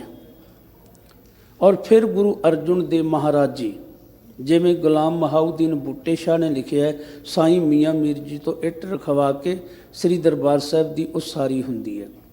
ਸੋ ਮੈਂ ਬੇਨਤੀ ਕੀਤੀ ਸੀ, ਬਾਬਾ ਬੁੱਢਾ ਜੀ ਅਰਦਾਸ ਕਰਦੇ ਨੇ, ਪਰ ਜਦੋਂ ਇਸ ਸੱਚਖੰਡ ਸ੍ਰੀ ਦਰਬਾਰ ਸਾਹਿਬ ਦੇ ਅੰਦਰ ਸਮੁੱਚੀ ਮਾਨਵਤਾ ਦੇ ਕਲਿਆਣ ਹਿੱਤ ਸਰਬ ਸਾਂਝਾ ਉਪਦੇਸ਼ ਦੇਣ ਵਾਲੇ ਮਹਾਨ ਸਤਿਗੁਰੂ ਧੰਨ ਸ੍ਰੀ ਗੁਰੂ ਗ੍ਰੰਥ ਸਾਹਿਬ ਮਹਾਰਾਜ ਜੀ ਦਾ ਪਹਿਲਾ ਪਾਵਨ ਪ੍ਰਕਾਸ਼ ਹੁੰਦਾ ਹੈ ਤੇ ਇਸ ਮਹਾਨ ਗ੍ਰੰਥ ਦੇ ਪਹਿਲੇ ਮਹਾਨ ਗ੍ਰੰਥੀ ਹੋਣ ਦਾ ਸੁਭਾਗ ਬਾਬਾ ਬੁੱਢਾ ਜੀ ਨੂੰ ਪ੍ਰਾਪਤ ਹੁੰਦਾ ਹੈ। ਸੋ ਬਾਬਾ ਬੁੱਢਾ ਸਾਹਿਬ ਜੀ ਇੱਕ ਐਸੀ ਪਰਮਰੂ ਨੇ, ਕਿਉਂਕਿ ਪਹਿਲੇ ਐਸੇ ਗੁਰਸਿੱਖ ਨੇ ਜਿਨ੍ਹਾਂ ਨੇ ਗੁਰੂ ਪਰਿਵਾਰ ਵਾਸਤੇ ਅਰਦਾਸ ਕੀਤੀ। ਮੈਨੂੰ ਥੋੜ੍ਹਾ ਜਿਹਾ ਸੰਖੇਪਤਾ ਵਿੱਚ ਸੰਕੋਚਦਾ, ਕਿਉਂਕਿ ਆਪਾਂ ਮੁੜ ਕੇ ਸ਼ਬਦ ਦੀ ਵਿਚਾਰ ਵੀ ਕਰਨੀ ਹੈ। ਸਾਹਿਬ ਸ੍ਰੀ ਗੁਰੂ ਅਰਜਨ ਦੇਵ ਮਹਾਰਾਜ ਜੀ ਦੀ ਸ਼ਾਦੀ ਸਨਮਾਨਯੋਗ ਮਾਤਾ ਗੰਗਾ ਜੀ ਦੇ ਨਾਲ ਸੰਨ 1579 ਦੇ ਵਿੱਚ ਹੋਈ ਸੀ, ਮਾਉ ਪਿੰਡ ਤਹਿਸੀਲ ਫਲੌਰ ਦੇ ਵਿੱਚ। ਲੰਮਾ ਸਮਾਂ ਹੋ ਗਿਆ ਸੀ ਮਾਤਾ ਗੰਗਾ ਜੀ ਦੀ ਕੁੱਖ ਨੂੰ ਭਾਗ ਨਹੀਂ ਸੀ ਲੱਗੇ, ਪਰੰਤੂ ਫਿਰ ਵੀ ਸਤਿਗੁਰੂ ਔਰ ਮਾਤਾ ਜੀ ਬਾਬਾ ਪਿਰਥੀ ਚੰਦ ਔਰ ਬੀਬੀ ਕਰਮੋਂ ਦੇ ਪੁੱਤਰ ਮਿਹਰਬਾਨ ਨੂੰ ਬੇਹੱਦ ਪਿਆਰ ਕਰਦੇ ਸੀ। ਪਰ ਸ਼ਰੀਕਾ ਹੁੰਦਾ ਹੈ। ਪਿਰਥੀ ਚੰਦ ਦੇ ਘਰ ਵਾਲੀ ਨੇ ਕਈ ਵਾਰ ਆਪਣੇ ਪਤੀ ਨੂੰ ਕਹਿਣਾ ਕਿ ਤੇਰਾ ਹੰਕਾਰ ਮਾਰ ਗਿਆ, ਤੇਰਾ ਛੋਟਾ ਭਰਾ ਗੁਰਤਾ ਗੱਦੀ ਲੈ ਗਿਆ। ਤੇ ਪਿਰਥੀ ਚੰਦ ਨੇ ਕਰਮੋਂ ਨੂੰ ਕਹਿਣਾ ਕੋਈ ਗੱਲ ਨਹੀਂ, ਇਹਨਾਂ ਦੀ ਕਿਹੜੀ ਔਲਾਦ ਹੋਣੀ ਹੈ, ਇਹ ਆਪਣੇ ਬੱਚੇ ਨੂੰ ਹੀ ਤਾਂ ਪਾਲ ਰਹੇ ਨੇ, ਦੇਖਣਾ ਆਪਣਾ ਮਿਹਰਬਾਨ ਜਿਹੜਾ ਇਹੀ ਅਗਲਾ ਗੁਰੂ ਨਾਨਕ ਦੀ ਗੱਦੀ ਦਾ ਵਾਰਸ ਹੋਵੇਗਾ। ਸੋ ਇਸ ਤਰ੍ਹਾਂ ਦੇ ਬੋਲ ਕਈ ਵਾਰ ਮਾਤਾ ਗੰਗਾ ਜੀ ਨੂੰ ਵੀ ਸੁਣਨੇ ਪੈਂਦੇ, ਔਰ ਫਿਰ ਜਾ ਕੇ ਉਹ ਸਤਿਗੁਰਾਂ ਦੇ ਹਜ਼ੂਰ ਅਰਜ਼ ਕਰਦੇ, ਪਤੀ ਦੇਵ ਕਿਰਪਾ ਕਰੋ, ਤੁਸੀਂ ਸਾਰਿਆਂ ਦੀਆਂ ਝੋਲੀਆਂ ਭਰ ਦਿਓ, ਸਾਨੂੰ ਸੰਤਾਨ ਦੀ ਦਾਤ ਮਿਲੇ। ਤੇ ਗੁਰੂ ਅਰਜਨ ਦੇਵ ਮਹਾਰਾਜ ਜੀ ਕਹਿੰਦੇ ਸਨ, ਸ਼੍ਰੀ ਗੰਗਾ ਜੀ ਮਾਨੁਖ ਕੀ ਟੇਕ ਬਿਰਥੀ ਸਭ ਜਾਣ, ਦੇਵਨ ਕਉ ਏਕੇ ਭਗਵਾਨ। ਇੱਛਾ ਪੂਰਕ ਸਰਬ ਸੁਖ ਦਾਤਾ ਹਰ ਜਾ ਕੇ ਵਸ ਹੈ ਕਾਮ ਧੇਨਾ, ਸੋ ਐਸਾ ਹਰ ਧਿਆਈਏ ਮੇਰੇ ਜੀੜੇ, ਤਾਂ ਸਰਬ ਸੁਖ ਪਾਵੇਂ ਮੇਰੇ ਮਨਾ। ਤੁਸੀਂ ਸੰਗਤ ਦੀ ਪਿਆਰ ਨਾਲ ਸੇਵਾ ਕਰਿਆ ਕਰੋ, ਵਾਹਿਗੁਰੂ ਅਕਾਲ ਪੁਰਖ ਦਾ ਸਿਮਰਨ ਕਰਿਆ ਕਰੋ, ਮਾਲਕ ਤੁੱਠੇਗਾ ਇੱਕ ਦਿਨ, ਤੁਹਾਡੀ ਭਾਵਨਾ ਪੂਰੀ ਹੋਵੇਗੀ। ਬਾਬਾ ਬੁੱਢਾ ਸਾਹਿਬ ਵਰਗੇ ਹਜ਼ੂਰੀ ਸਿੱਖ ਨੇ ਗੁਰੂ ਨਾਨਕ ਸਾਹਿਬ ਜੀ ਦੇ, ਐਸੀਆਂ ਰੰਗ ਰਤੜੀਆਂ ਰੂਹਾਂ ਜੋ ਗੁਰੂ ਪਰਮੇਸ਼ਰ ਦੇ ਪਿਆਰ ਵਿੱਚ ਭਿੱਜੀਆਂ ਹੋਈਆਂ ਨੇ, ਇਹਨਾਂ ਤੋਂ ਸਦਕੇ ਜਾਣਾ ਚਾਹੀਦਾ ਹੈ, ਵਾਰਨੇ ਜਾਣਾ ਚਾਹੀਦਾ ਹੈ, ਇਹਨਾਂ ਦੀ ਸੇਵਾ ਕਰਿਆ ਕਰੋ। ਇਹ ਟੁੱਟ ਕੇ ਜਿਹੜੇ ਬੋਲ ਦਿੰਦੇ ਨੇ ਅਮੋਘ ਬਾਣ ਦੀ ਤਰ੍ਹਾਂ ਨੇ। ਗੁਰੂ ਜੀ ਤੋਂ ਆਗਿਆ ਲੈ ਕੇ ਮਾਤਾ ਗੰਗਾ ਜੀ ਬਾਬੇ ਬੁੱਢੇ ਦੀ ਬੀੜ ਜਾਂਦੇ ਨੇ। ਮਿੱਸੇ ਪ੍ਰਸ਼ਾਦੇ, ਲੱਸੀ, ਗੰਢੇ ਆਦਿ ਜੋ ਵੀ ਗੁਰੂ ਕਾ ਲੰਗਰ ਉਸ ਵੇਲੇ ਤਿਆਰ ਹੁੰਦਾ ਸੀ, ਔਰ ਬਾਬਾ ਬੁੱਢਾ ਸਾਹਿਬ ਜੀ ਅਰਦਾਸ ਕਰਦੇ ਨੇ। ਇੱਥੇ ਇੱਕ ਮੈਂ ਹੋਰ ਨੁਕਤਾ ਸਾਂਝਾ ਕਰ ਦੇਵਾਂ, ਕਿਉਂਕਿ ਅਸੀਂ ਇਤਿਹਾਸ ਨੂੰ ਬਹੁਤ ਘੱਟ ਪੜ੍ਹਦੇ ਤੇ ਮੈਨੂੰ ਕਹਿਣ ਤੋਂ ਸੰਕੋਚ ਨਹੀਂ ਹੈ। ਅਸੀਂ ਸਿਰਫ ਰਹਿ ਗਏ ਸ੍ਰੀ ਗੁਰਪ੍ਰਤਾਪ ਸੂਰਜ ਤੱਕ ਹੀ, ਗੁਰਬਿਲਾਸ ਪਾਤਸ਼ਾਹੀ 6ਵੀਂ ਤੱਕ ਹੀ। ਗੁਰਮੁਖੋ ਬਹੁਤ ਸਾਰਾ ਸਾਡਾ ਇਤਿਹਾਸ ਹੋਰ ਪੜ੍ਹਨ ਵਾਸਤੇ ਪਿਆ ਹੈ, ਸਾਨੂੰ ਪੜ੍ਹਨਾ ਚਾਹੀਦਾ ਹੈ। ਮਹਿਮਾ ਪ੍ਰਕਾਸ਼ ਪਿਆ ਹੈ, ਬੰਸਾਵਲੀ ਨਾਮਾ ਪਾਤਸ਼ਾਹੀਆਂ 10 ਕਾ, ਉਹਨਾਂ ਵਿੱਚ ਵੀ ਸਾਨੂੰ ਬਾਬਾ ਬੁੱਢਾ ਸਾਹਿਬ ਜੀ ਦਾ ਜ਼ਿਕਰ ਮਿਲਦਾ ਹੈ। ਪਰ ਜਿਹੜੀ ਮੈਂ ਅਰਜ਼ ਕਰਨੀ ਚਾਹੁੰਦਾ ਸੀ ਉਹ ਇਹ ਸੀ, ਅਸੀਂ ਆਮ ਇਹ ਪੜ੍ਹਨਾ ਸੁਣਨਾ ਸ਼ੁਰੂ ਕਰ ਲਿਆ। ਮਾਤਾ ਗੰਗਾ ਜੀ ਆਏ ਬੜੇ ਹਾਈਫਾਈ ਤਰੀਕੇ ਦੇ ਨਾਲ ਰਥਾਂ 'ਤੇ ਸਵਾਰ ਹੋ ਕੇ, ਤੇ ਬਾਬਾ ਬੁੱਢਾ ਜੀ ਕਿਸੇ ਨੂੰ ਪੁੱਛਦੇ ਨੇ ਕੌਣ ਆ ਰਿਹਾ ਹੈ, ਕਹਿੰਦੇ ਗੁਰੂ ਕੇ ਮਹਿਲ, ਕਹਿੰਦੇ ਗੁਰੂ ਕਿਆਂ ਨੂੰ ਕਿਧਰੋਂ ਭਾਜਣਾ ਪੈ ਗਈਆਂ। ਆਖੇ ਲਓ ਜੀ ਬਾਬਾ ਬੁੱਢਾ ਸਾਹਿਬ ਨੇ ਸਹਿ ਸੁਭਾਅ ਸਰਾਪ ਦੇ ਦਿੱਤਾ। ਗੁਰਮੁਖੋ, ਬਾਬਾ ਬੁੱਢਾ ਸਾਹਿਬ ਐਸੇ ਸ਼ਬਦ ਨਹੀਂ ਬੋਲ ਸਕਦੇ, ਕੋਈ ਸ਼ਰਦਕ ਸਿੱਖ ਤਾਂ ਬੋਲ ਸਕਦਾ ਹੈ। ਹੁਣ ਤੁਸੀਂ ਮੈਂ ਆਪਾਂ ਸਾਰੇ ਬਾਬਾ ਬੁੱਢਾ ਜੀ ਦੀ ਵਡਿਆਈ ਕਰ ਰਹੇ। ਮੰਨ ਲਓ ਜੇ ਬਾਬਾ ਬੁੱਢਾ ਜੀ ਇੱਥੇ ਪਰਿਵਾਰ ਸਮੇਤ ਆ ਜਾਣ, ਕੀ ਤੁਸੀਂ ਮੈਂ ਆਪਾਂ ਕਹਾਂਗੇ ਕਿ ਅਸੀਂ ਤੇ ਵਡਿਆਈ ਕਰ ਹੀ ਲੈਣੀ ਸੀ, ਬਾਬਾ ਬੁੱਢਾ ਜੀ ਨੂੰ ਕਿੱਧਰ ਭਾਜੜ ਪੈ ਗਈ, ਸਾਰਾ ਟੱਬਰ ਚੁੱਕ ਕੇ ਆ ਗਏ, ਆਪਾਂ ਕਹਿ ਸਕਦੇ ਹਾਂ? ਬਿਲਕੁਲ ਨਹੀਂ। ਇਸ ਵਾਸਤੇ ਕੋਈ ਸ਼ਰਦਕ ਬੰਦਾ ਤੇ ਗੱਲ ਕਹਿ ਸਕਦਾ ਹੈ, ਗੁਰੂ ਕਾ ਸਿੱਖ ਨਹੀਂ। ਕਿਉਂਕਿ 1518 ਤੋਂ ਲਾ ਲਈਏ ਤੇ 1594 ਦੇ ਵਿੱਚ ਮਾਤਾ ਗੰਗਾ ਜੀ ਬਾਬੇ ਬੁੱਢੇ ਦੀ ਬੀੜ ਜਾਂਦੇ ਨੇ। ਕਰੀਬ 75-76 ਸਾਲ ਹੋ ਗਏ ਸੀ ਗੁਰੂ ਨਾਨਕ ਦੀ ਸਿੱਖੀ ਨੂੰ ਕਮਾਉਂਦਿਆਂ। ਸੋ ਖੈਰ, ਬਾਬਾ ਬੁੱਢਾ ਜੀ ਨੇ ਅਰਦਾਸ ਕੀਤੀ, ਅਰਦਾਸ ਸੁਣੀ, ਦਤਾਰ ਪ੍ਰਭ ਹੋਏ ਕਿਰਪਾਲ। ਅਗਲੇ ਹੀ ਸਾਲ 19 ਜੂਨ 1595 ਨੂੰ ਸ਼੍ਰੀ ਗੁਰੂ ਅਰਜਨ ਦੇਵ ਮਹਾਰਾਜ ਜੀ ਦੇ ਗ੍ਰਹਿ ਵਿਖੇ ਸਨਮਾਨਯੋਗ ਮਾਤਾ ਗੰਗਾ ਜੀ ਦੀ ਕੁੱਖ ਤੋਂ ਮੀਰੀ ਪੀਰੀ ਦੇ ਮਾਲਕ ਸ੍ਰੀ ਗੁਰੂ ਹਰਗੋਬਿੰਦ ਸਾਹਿਬ ਜੀ ਦਾ ਪ੍ਰਕਾਸ਼ ਹੋਇਆ। ਸੋ ਉਸ ਅਸਥਾਨ ਦੀ ਮਹਿਮਾ ਵਡਿਆਈ ਹੈ। ਗੁਰਦੁਆਰਾ ਬੀੜ ਬਾਬਾ ਬੁੱਢਾ ਸਾਹਿਬ ਦੀ ਅੱਜ ਵੀ ਲੱਖਾਂ ਦੀ ਤਾਦਾਦ ਵਿੱਚ ਸੰਗਤਾਂ ਤੇ ਇੱਥੇ ਹਾਜ਼ਰੀਆਂ ਭਰਦੀਆਂ ਨੇ। ਪਹਿਲਾ ਸਿੱਖ ਹੋਇਆ ਬਾਬਾ ਬੁੱਢਾ ਜੀ ਜਿਹਨੇ ਗੁਰੂ ਪਰਿਵਾਰ ਵਾਸਤੇ ਅਰਦਾਸ ਕੀਤੀ ਹੋਵੇ। ਪਹਿਲਾ ਸਿੱਖ ਬਾਬਾ ਬੁੱਢਾ ਜੀ ਜਿਹਨੇ ਗੁਰੂ ਦਾ ਨਾਮਕਰਨ ਕੀਤਾ, ਗੁਰੂ ਹਰਗੋਬਿੰਦ ਸਾਹਿਬ। ਪਹਿਲਾ ਸਿੱਖ ਬਾਬਾ ਬੁੱਢਾ ਜੀ ਹੈ ਜਿਹਨੇ ਗੁਰੂ ਨੂੰ ਅੱਖਰੀ ਬੋਧ ਕਰਵਾਇਆ, ਗੁਰੂ ਹਰਗੋਬਿੰਦ ਸਾਹਿਬ ਜੀ ਨੂੰ। ਪਹਿਲਾ ਸਿੱਖ ਹੈ ਬਾਬਾ ਬੁੱਢਾ ਜੀ ਜਿਸ ਨੇ ਗੁਰੂ ਦੀ ਮੁਕੱਦਸ ਗੋਦ ਅੰਦਰ ਪੰਜ ਭੂਤਕ ਸਰੀਰ ਨੂੰ ਛੱਡਿਆ। 125 ਸਾਲ ਦੀ ਉਮਰ ਵਿੱਚੋਂ 113 ਸਾਲ ਗੁਰੂ ਨਾਨਕ ਦੀ ਸਿੱਖੀ ਨੂੰ ਕਮਾ ਕੇ ਪਹਿਲਾ ਸਿੱਖ ਬਾਬਾ ਬੁੱਢਾ ਜੀ ਹੈ, ਜਿਹਦੀ ਅਰਥੀ ਨੂੰ ਗੁਰੂ ਹਰਗੋਬਿੰਦ ਸਾਹਿਬ ਜੀ ਨੇ ਮੋਢਾ ਦਿੱਤਾ, ਸੰਸਕਾਰ ਕੀਤਾ ਔਰ ਆਪਣੀ ਹਜ਼ੂਰੀ ਵਿੱਚ ਆਦਿ ਸ੍ਰੀ ਗੁਰੂ ਗ੍ਰੰਥ ਸਾਹਿਬ ਜੀ ਦਾ ਸਹਿਜ ਪਾਠ ਕਰਵਾਇਆ। ਸੋ ਇਸ ਵਾਸਤੇ ਸਤਿਗੁਰੂ ਸੱਚੇ ਪਾਤਸ਼ਾਹ ਜੀ ਵੀ ਐਸੇ ਸਿੱਖਾਂ ਤੋਂ ਸਦਕੇ ਜਾਂਦੇ ਨੇ, ਜਿਨ੍ਹਾਂ ਪਿਰ ਰਾਵਿਆ ਆਪਣਾ ਤਿਨਾਂ ਵਿਟੋਂ ਬਲ ਜਾਊਂ, ਸਦਾ ਪਿਰ ਕੇ ਸੰਗ ਰਹੇ ਵਿੱਚੋਂ ਆਪ ਗਵਾਏ। ਉਹ ਸਦਾ ਹੀ ਆਪਣੇ ਪ੍ਰੀਤਮ ਪਿਆਰੇ ਦੇ ਨਾਲ ਰਹਿੰਦੇ ਨੇ, ਆਪਣੇ ਅੰਦਰੋਂ ਆਪਣੀ ਹਉਮੈ ਨੂੰ ਗਵਾ ਲੈਂਦੇ ਨੇ। ਜਿਵੇਂ ਆਪਾਂ ਹੁਣੇ ਜ਼ਿਕਰ ਕੀਤਾ ਹੈ, ਬਾਬਾ ਬੁੱਢਾ ਜੀ ਨੇ 125 ਸਾਲ ਦੀ ਉਮਰ ਵਿੱਚੋਂ 113 ਸਾਲ ਗੁਰੂ ਨਾਨਕ ਦੀ ਸਿੱਖੀ ਨੂੰ ਕਮਾਇਆ, ਪਰ ਆਪਣੇ ਜੀਵਨ ਦੇ ਉੱਪਰ ਹਉਮੈ ਦੀ ਛਿੱਟ ਨਹੀਂ ਪੈਣ ਦਿੱਤੀ। ਅੱਜ ਅਸੀਂ 2 ਦਿਨ ਸੇਵਾ ਕਰ ਲਈਏ ਨਾ, ਤੇ ਅਸੀਂ ਸਮਝਣ ਲੱਗ ਪੈਂਦੇ ਨਹੀਂ ਮੇਰੇ ਵਰਗਾ ਕੋਈ ਸੇਵਾਦਾਰ ਹੀ ਨਹੀਂ। ਸੇਵਾਦਾਰ ਤੇ ਛੱਡਿਆ, ਅਸੀਂ ਜਥੇਦਾਰ ਬਣਨ ਵਾਸਤੇ ਤਿਆਰ ਹੋ ਜਾਂਦੇ ਹਾਂ। ਸਾਨੂੰ ਸਿੱਖਣ ਦੀ ਜ਼ਰੂਰਤ ਹੈ। ਕਹਿੰਦੇ ਸਦਾ ਪਿਰ ਕੇ ਸੰਗ ਰਹੇ ਵਿੱਚੋਂ ਆਪ ਗਵਾਏ, ਤਨ ਮਨ ਸੀਤਲ ਮੁਖ ਉਜਲੇ ਪਿਰ ਕੇ ਭਾਏ ਪਿਆਰ। ਉਹਨਾਂ ਦਾ ਹਿਰਦਾ, ਉਹਨਾਂ ਦਾ ਮਨ ਸੀਤਲ ਸ਼ਾਂਤ ਹੋ ਜਾਂਦਾ ਹੈ, ਉਹਨਾਂ ਦੇ ਮੁਖੜੇ ਰੱਬ ਦੇ ਘਰ ਦੇ ਵਿੱਚ ਸੁਰਖਰੂ ਹੋ ਜਾਂਦੇ ਨੇ, ਕਿਉਂਕਿ ਉਹ ਆਪਣੇ ਪਿਆਰੇ ਦੇ ਪ੍ਰੇਮ ਭਾਅ ਦੇ ਵਿੱਚ ਹੁੰਦੇ ਨੇ। ਸੇਜ ਸੁਖਾਲੀ ਪਿਰ ਰਵੇ ਹਉਮੈ ਤ੍ਰਿਸ਼ਨਾ ਮਾਰ। ਉਹਨਾਂ ਦੇ ਹਿਰਦੇ ਦੀ ਸੇਜਾ ਸੁਖਾਲੀ ਬਣ ਜਾਂਦੀ ਹੈ। ਬਾਬਾ ਬੁੱਢਾ ਜੀ ਨੂੰ ਗੁਰੂ ਨਾਨਕ ਸਾਹਿਬ ਨੇ ਕਿਹਾ ਸੀ, ਬੁੱਢਾ ਤੈਥੋਂ ਓਲੇ ਨਾ ਹੋਸਾਂ। ਕਿਉਂਕਿ ਜਿੱਥੇ ਵੀ ਗੁਰੂ ਨਾਨਕ ਦੀ ਵਡਿਆਈ ਹੋਵੇਗੀ, ਯਾਦ ਰੱਖਿਓ, ਜਿੱਥੇ ਵੀ ਬਾਬਾ ਬੁੱਢਾ ਜੀ ਦਾ ਨਾਂ ਹੋਵੇਗਾ, ਉੱਥੇ ਗੁਰੂ ਨਾਨਕ ਤੇ ਬਾਬਾ ਬੁੱਢਾ ਜੀ ਹੋਣਗੇ। ਸਤਿਗੁਰੂ ਕਹਿੰਦੇ ਨੇ, ਤਨ ਮਨ ਸੀਤਲ ਮੁਖ ਉਜਲੇ ਪਿਰ ਕੇ ਭਾਏ ਪਿਆਰ। ਸੇਜ ਸੁਖਾਲੀ ਪਿਰ ਰਵੇ ਹਉਮੈ ਤ੍ਰਿਸ਼ਨਾ ਮਾਰ। ਸੰਗਤ ਜਦੋਂ ਗੁਰੂ ਨਾਲੋਂ ਵਿਛੜ ਜਾਂਦੀ ਸੀ, ਬਾਬਾ ਬੁੱਢਾ ਜੀ ਦੇ ਪਾਸ ਜਾਣਾ ਤੇ ਕਹਿਣਾ, ਜੀ ਕਿਰਪਾ ਕਰ ਦਿਓ, ਤੁਹਾਨੂੰ ਗੁਰੂ ਨਾਨਕ ਨੇ ਅਸੀਸ ਦਿੱਤੀ ਹੈ। ਤੇ ਧੰਨ ਸਨ ਬਾਬਾ ਬੁੱਢਾ ਜੀ ਕਹਿੰਦੇ ਸੀ, ਗੁਰਸਿੱਖੋ ਆਓ ਅਰਦਾਸ ਕਰੀਏ। ਅਰਦਾਸ ਲੈ ਚੱਲੇਗੀ ਅਰਦਾਸ ਸੁਣਨ ਵਾਲੇ ਦੇ ਕੋਲ। ਗੁਰੂ ਅੰਗਦ ਦੇਵ ਨਾਲ ਸੰਗਤ ਨੂੰ ਜੋੜਿਆ, ਗੁਰੂ ਅਮਰਦਾਸ ਮਹਾਰਾਜ ਜੀ ਦੇ ਚਰਨਾਂ ਨਾਲ ਸੰਗਤ ਨੂੰ ਜੋੜਿਆ। ਆਪਣੇ ਅੰਦਰੋਂ ਮੈਂ ਨੂੰ ਖਤਮ ਕਰ ਲਿਆ। ਅੱਜ ਕਿਤੇ ਤੁਸੀਂ ਮੈਂ ਹੋਣਾ, ਪਹਿਲੀ ਤੇ ਗੱਲ ਅਸੀਂ 50 ਵਾਰ ਨਾ ਨੁੱਕਰ ਕਰਾਂਗੇ, ਨਹੀਂ ਤੇ ਹਿੱਕ ਤੇ ਹੱਥ ਮਾਰ ਕੇ ਕਹਾਂਗੇ, ਜੀ ਇਹ ਕੰਮ ਮੈਂ ਹੀ ਕਰ ਸਕਦਾ ਹਾਂ। ਧੰਨ ਹਨ ਬਾਬਾ ਬੁੱਢਾ ਸਾਹਿਬ ਜੀ, ਧੰਨ ਹਨ ਐਸੇ ਗੁਰੂ ਕੇ ਸਿੱਖ, ਜਿਨ੍ਹਾਂ ਦੇ ਆਪਣੇ ਮਨ ਦੇ ਅੰਦਰੋਂ ਤ੍ਰਿਸ਼ਨਾਵਾਂ ਨੂੰ ਖਤਮ ਕਰ ਲਿਆ, ਕੇਵਲ ਗੁਰੂ ਦੇ ਪਿਆਰ ਨੂੰ ਮੰਗਿਆ। ਕਰ ਕਿਰਪਾ ਘਰ ਆਇਆ ਗੁਰ ਕੇ ਹੇਤ ਅਪਾਰ। ਜਦੋਂ ਗੁਰੂ ਦੇ ਨਾਲ ਇਹ ਅਪਾਰ ਪ੍ਰੇਮ ਸਨੇਹ ਬਣ ਗਿਆ ਤੇ ਕਿਰਪਾ ਦੇ ਘਰ ਵਿੱਚ ਆਣ ਕੇ ਗੁਰੂ ਨੇ ਤਰਸ ਕੀਤਾ। ਸਾਡਾ ਭਟਕਦਾ ਹੋਇਆ ਮਨ ਨਿਜ ਘਰ ਦੇ ਵਿੱਚ ਟਿਕ ਗਿਆ। ਵਰ ਪਾਇਆ ਸੁਹਾਗਣੀ ਕੇਵਲ ਏਕ ਮੁਰਾਰ। ਜੋ ਸਾਰਿਆਂ ਦਾ ਸੁਹਾਗ ਭਾਗ ਹੈ, ਕਿਉਂਕਿ ਇਸ ਜਗ ਮੇਂ ਪੁਰਖ ਏਕ ਹੈ, ਹੋਰ ਸਗਲੀ ਨਾਰ ਸੁਭਾਈ। ਜੋ ਮੁਰ ਰਾਖਸ਼ ਨੂੰ ਮਾਰਨ ਵਾਲਾ ਵਾਹਿਗੁਰੂ ਅਕਾਲ ਪੁਰਖ ਜਿਹੜਾ ਹੈ, ਭਾਈ ਐਸੇ ਵਰ ਨੂੰ ਪ੍ਰਾਪਤ ਕਰ ਲਿਆ ਤੇ ਉਹ ਜੀਵ ਰੂਪ ਇਸਤਰੀ ਜਿਹੜੀ ਸੁਹਾਗ ਭਾਗ ਵਾਲੀ ਬਣ ਗਈ।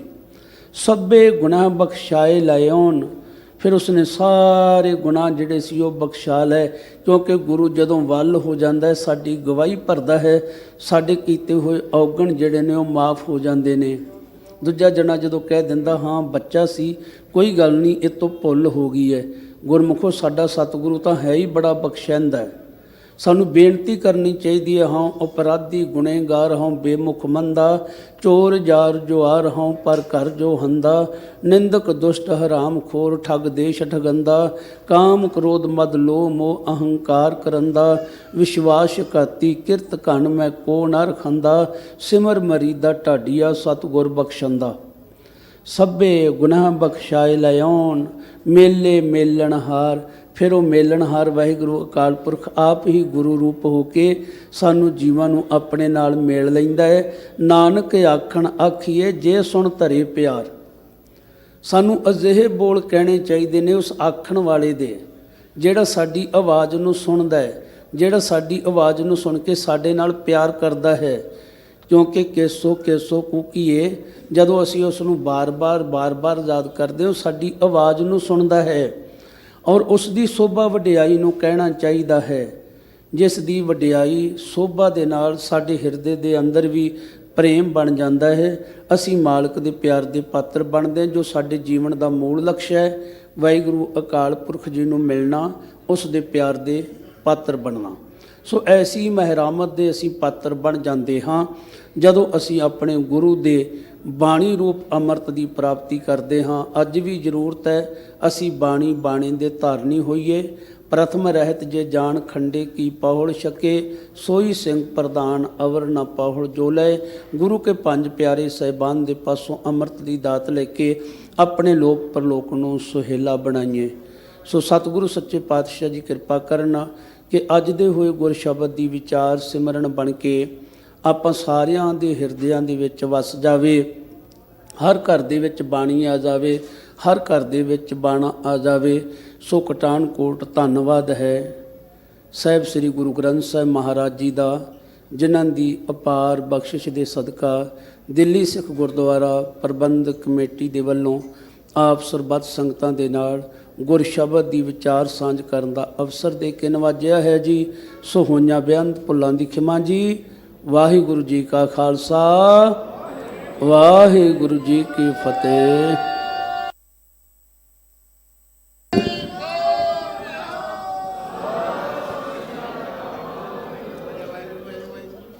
आओ आनंद साहब नाल जुड़िए।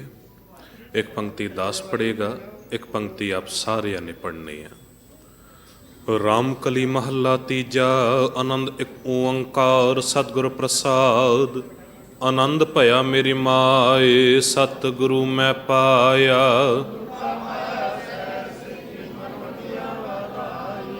राग रतन परवार परिया, शब्द गावने आईया।